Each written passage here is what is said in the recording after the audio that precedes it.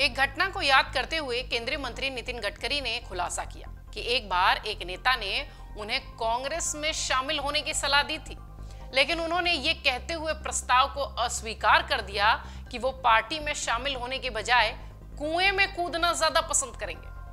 सड़क परिवहन और राजमार्ग मंत्री ने यह भी दावा किया कि भारतीय जनता पार्टी सरकार ने पिछले 9 वर्षों में देश में कांग्रेस के 60 वर्षों के शासन की तुलना में दुगना काम किया है।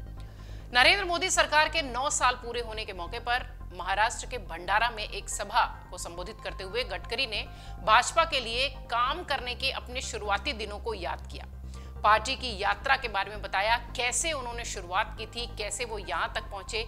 ये सारी बातें वो अपने संबोधन में कहते दिखाई पड़े। उन्होंने दिवंगत कांग्रेस के नेता श्रीकांत जिचकर द्वारा एक बार दी गई सलाह को भी याद किया अपने संबोधन में।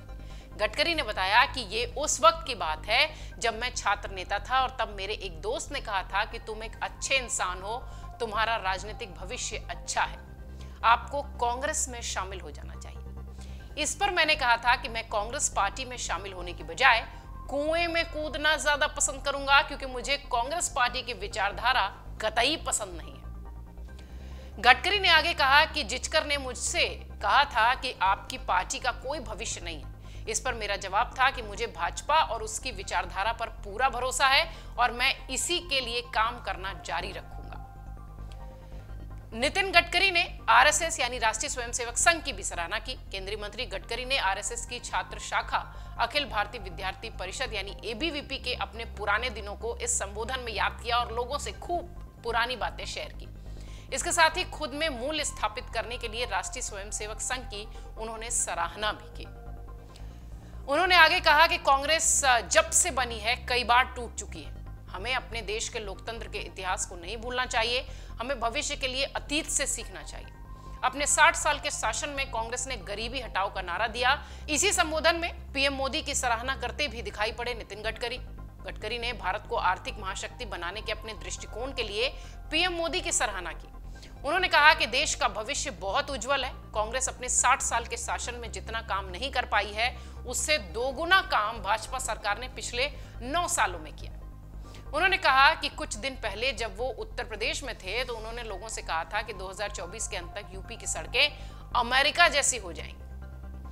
आपको याद होगा, हाल ही में नितिन गडकरी का एक पोस्ट सोशल मीडिया पर वायरल हो रहा था। गडकरी ने अपने पोस्ट में लिखा था कि एक बड़े इनिशिएटिव के तौर पर NH 334B को यूपी के बागपत जिले से सड़क निकालकर हरियाणा के रोहना से जोड़ा जा रहा है। इसका फायदा राजस्थान, हरियाणा, दिल्ली, यूपी के साथ पंजाब और उत्तराखंड के लोगों को भी मिलेगा। ये स्ट्रेच रोड तैयार होने के बाद राजस्थान से हरियाणा या हरियाणा से राजस्थान जाने वालों को दिल्ली के जाम से नहीं जूझना पड़ेगा।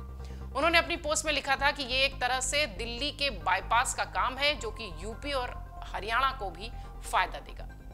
नितिन गडकरी जिस तरीके से सड़क परिवहन मंत्रालय संभाल रहे हैं, निश्चित तौर पर उनकी सराहना सभी जगह हो रही है। और चूंकि 9 साल मोदी सरकार के पूरे हो चुके हैं, इसके बाद वो अपने संबोधन में पुराने दिनों को याद करते हुए अपने 9 साल के कामकाज का ब्यौरा देते भी दिखाई पड़े। अमर उजाला अब आपके टीवी पर भी। अपने स्मार्ट टीवी पर YouTube पर सर्च करें अमर उजाला, चैनल सब्सक्राइब करें और देखें ताजा खबरें, वो भी HD क्वालिटी में। और हाँ, बेल आइकन दबाना ना भूलें ताकि हर खबर हो आपके घर। अमर उजाला, निष्पक्ष, निर्भीक, निरंतर।